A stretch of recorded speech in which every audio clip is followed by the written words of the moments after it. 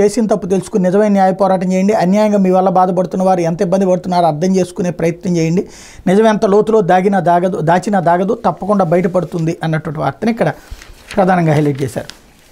ఇకపోతే టీడీపీ దిగజారుడు రాజకీయం అంటూ వైఎస్ఆర్ కాంగ్రెస్ మంగళగిరి గుంటూరు పశ్చిమలో కుట్రపూరిత చర్యలు, వైఎస్ఆర్సీపీ అభ్యర్థుల పేరున్న మహిళలతో నామినేషన్లు, ఓటమి తప్పదని తేలిపోవడంతో చంద్రబాబు లోకేష్ నేతృత్వం తెలుగుదేశం పార్టీ నేతలు దిగజారు రాజకీయాలకు పాల్పడుతున్నారు. ఓటర్లను గందరగోళానికి గురిచేసి వైఎస్ఆర్సీపీ ఓట్లను తగ్గించాలని కుట్రతో మంగళగిరి గుంటూరు పశ్చిమ నియోజకవర్గాలు వైఎస్ఆర్సీపీ అభ్యర్థుల పేరుతో ఉన్న మహిళలతో నామినేషన్లు వేయించారు. మంగళగిరిలో ఇద్దరితో ఇలా నామినేషన్లు వేయించారు.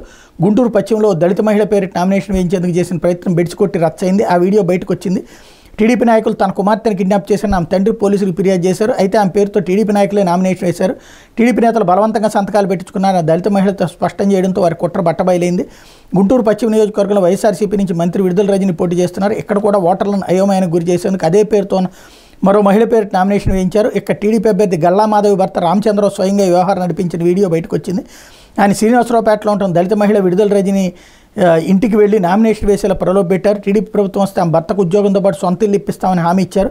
నామినేషన్ వేసే వరకు తమతోనే ఉండాలని, స్క్రూటినీ అయిన వెంటనే తమిళనాడులోని వేలంగిని మాత టెంపుల్కి పంపిస్తామని, ఎన్నికలు ముగిసే వరకు అక్కడే ఉండి రావాలని, ఖర్చంతా తాము పెట్టుకుంటామని చెప్పారు. ఈ వీడియో సోషల్ మీడియాలో హల్చల్ చేస్తుంది. ఆమెను తీసుకెళ్లి టీడీపీ అభ్యర్థి ఉండే అపార్ట్మెంట్లోనే ఉంచారు. తన కుమార్తెను టీడీపీ నాయకులు తీసుకువెళ్లాలని చూసిన మహిళ తండ్రి దేవరాజ్ తన కుమార్తెను కిడ్నాప్ చేశారంటూ పోలీసులు ఫిర్యాదు చేశారు. నగరంపాలెం సీఐ లోకనాథన్ సిబ్బంది గాలించి నగరంపాలెం మెయిన్ రోడ్లోని అపార్ట్మెంట్లో ఉందని గుర్తించారు. ఆమెను అక్కడి నుంచి పోలీస్ స్టేషన్కి తరలించారు. అనంతరం ఆమె తండ్రికి పోలీసులు అప్పగించారు.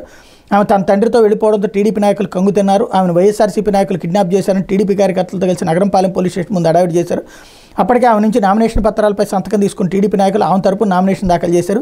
ఈ వ్యవహారం అంతా తెలుసుకున్న వైఎస్ఆర్సీపీ లీగల్ విభాగం రాష్ట్ర ప్రధాన కార్యదర్శి Poluru Venkatareddy, legal cell general secretary M Srinivasarao, మహిళా విభాగం నగర అధ్యక్షురాలు ఝాన్సీ, కొరిటిపాటి ప్రేమ్ కుమార్, ఇతర నాయకులు పోలీస్ స్టేషన్కి చేరుకుని దళిత మహిళ రజనీని కిడ్నాప్ చేసిన టీడీపీ నాయకులపై కేసు పెట్టాలని డిమాండ్ చేశారు.